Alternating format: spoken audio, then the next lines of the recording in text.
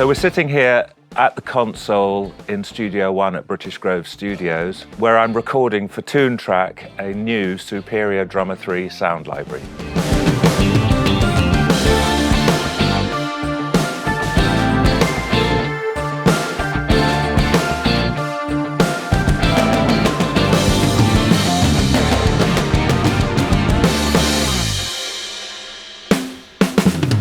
Everybody at Toontrack Music always wanted to work together with Hugh Padgham, and the recordings he did, all the Phil Collins records, the Genesis records, what he did with Sting especially, is the music I grew up listening to and studied every note of it.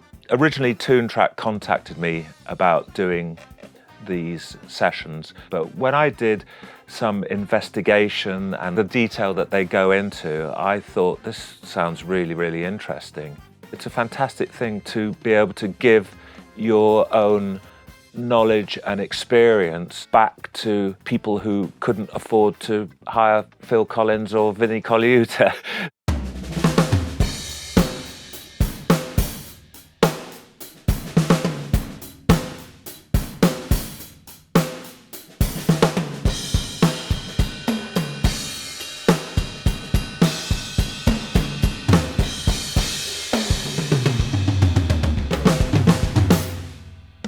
British Grove Studios, a fantastic studio, and I absolutely love it because it has the most incredible studio area that's very, very versatile, and it has the most incredible equipment.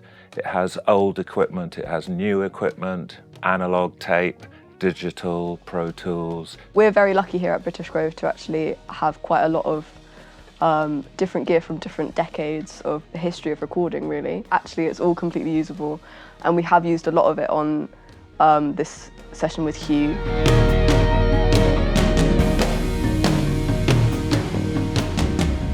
We've got a modern Neve console here, which is 96 channels. They've got an old valve console from the 60s, which is the kind of console that they recorded the Beatles' Sgt. Pepper on.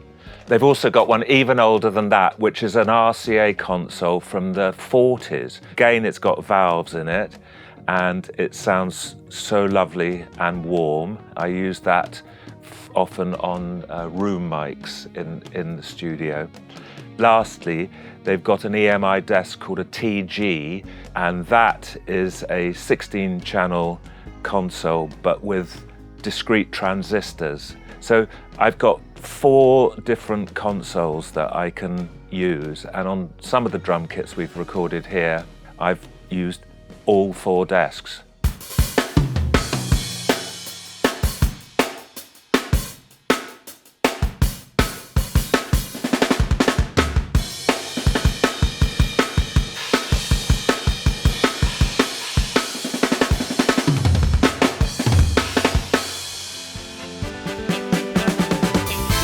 In preparation for this recording, we tried to source different drum sets of different drummers Hugh has worked with in the past. And the 4 main drummers that we've been concentrating on this session is Phil Collins, Stuart Copeland, Manu Katché, who I work with Sting a lot, and then Vinnie Colaiuta, who I also work with Sting and other sessions as well. What we try to do here in the recording is to get as close as we can to the original drum sounds of those album recordings. So we were very specific and very detailed in sourcing out what made those drum sounds so famous and so amazing. And of course Hugh did his magic on everything. Back in 1979, I was asked to be the engineer on Peter Gabriel's 3rd solo album. And we did that mostly at the Townhouse Studios just down the road from here in Goldhawk Road. It had a microphone hanging in the ceiling which was for talkback, a microphone called a Ball and Biscuit. One day I pressed the talkback to listen to what Phil Collins was saying, but he happened to play the drums at the same time as I opened it, and there was this most unbelievable crashing sound that came through this microphone. Everyone went, "Wow, what's that?"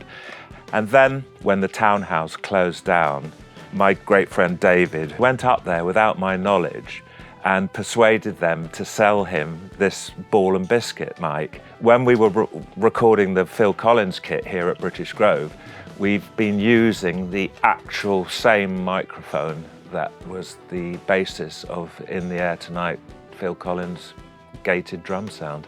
We're recording in a different room, but it's somehow the sound of the microphone, and it has a big compressor that squashes the sound that we've got a facsimile of here as well.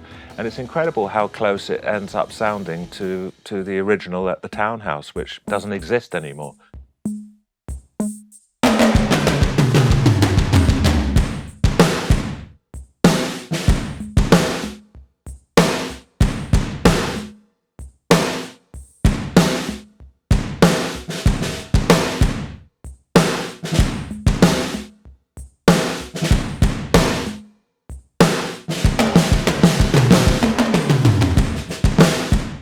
In 1981, I recorded 2 albums with Stuart, with the Police, and I felt that the main studio area in Air Montserrat was a bit dead. So I moved the drums out into the dining room area, which was much liver. And so I made the studio here at British Grove I can adjust the liveness of the studio. We had the acoustic paneling in our live room flipped to a sort of hard surface. The sound sort of bounces off a bit more and makes the whole room sound a lot livelier. The studio had their own special, they call them Neve Montserrat mic amps, and they've got exactly the same microphone and amplifiers here at British Grove, so we used them. I knew what microphones we used, and the drums are pretty well the same. I mean, one of the amazing things about Toontrack is they go to a huge effort to get the drum kit of that era. So every single drum kit we've done here had a lot of research into finding out what they were and getting hold of them, either by hiring or buying off eBay even or whatever. So it's very impressive.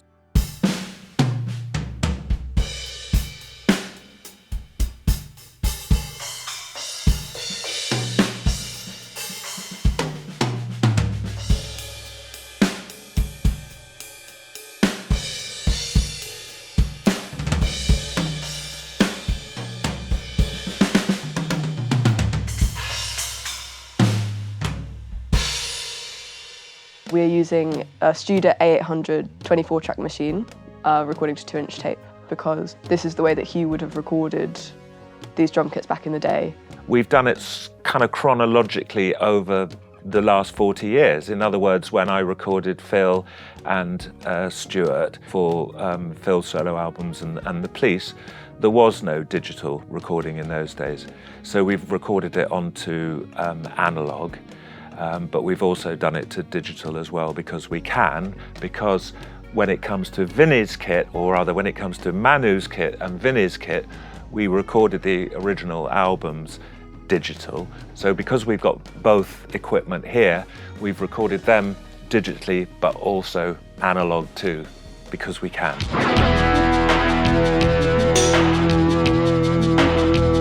And of course, the 80s were all about combining drum sounds from acoustic drums with analog drum machines or electronic drum kits. So we recorded a lot of analog drum sounds from drum computers and, of course, from the Simmons kit. We didn't always just plug these machines into the recording console.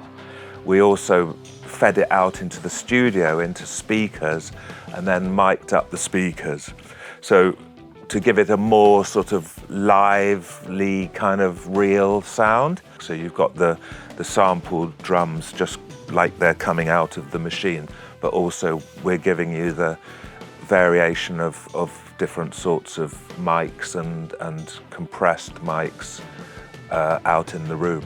We've sampled these different drum machines through analog tape as well as going straight to digital. It's a sort of addition to the real drums that we have done also. So this pack will be, you'll be able to combine the real drums and the electric drums in any way that you like, which was kind of what we were doing back in the 80s.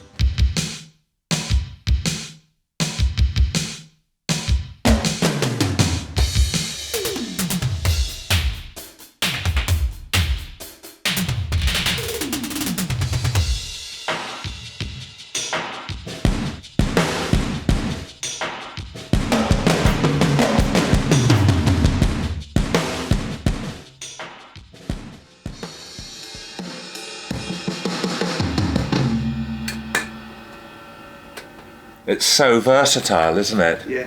It's just incredible. And that's just the one kit. You just wouldn't know that that wasn't a real person playing the drums. Well, I have to say, I'm pretty seriously impressed.